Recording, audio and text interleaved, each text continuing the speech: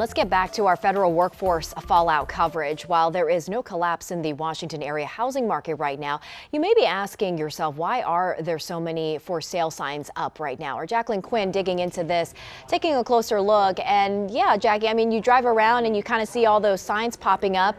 I mean, it is springtime, but is there more to this? Yeah, you know, it's a good observation, right? You're just wondering why so many signs. But the broker I talked to says, you know, it is that time of the year. It might be more telling, though, how long these homes stay on the market, but it is why we're keeping a track of this to see potential major impacts from the federal cuts.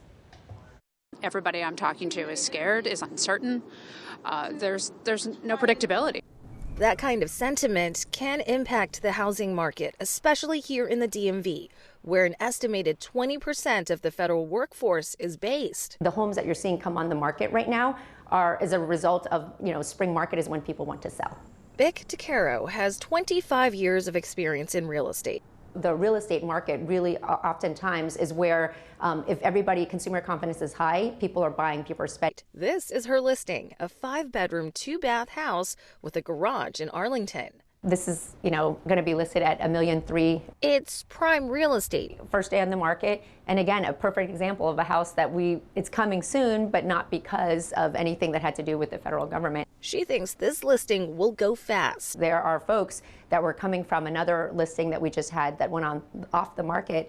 5 offers on that home and went well over list price. And looking at her housing data, year over year to date, DeCaro says inventory is still low. Alexandria, 7% up. Arlington County is negative, so we're actually down. While the private sector could potentially absorb some federal workers, it might still mean an interruption. If something happens, how do I provide for my family?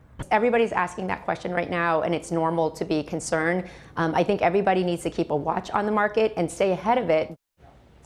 And we wanted to break down a couple of things that you can consider if you're worried about defaulting or going into major debt. Bic DeCaro says contact your lender for a deferment period, potentially or possibly. Consider loan modifications, maybe lower rates, but longer term, and then review whether you need to sell if you are already in debt or at risk of foreclosure. That is, if you're already struggling. But again, she says, do not at this point panic sell, because it doesn't look like you need to do that, and really warns against doing that. Annie. Okay, some really sound advice there. Thanks, Jackie.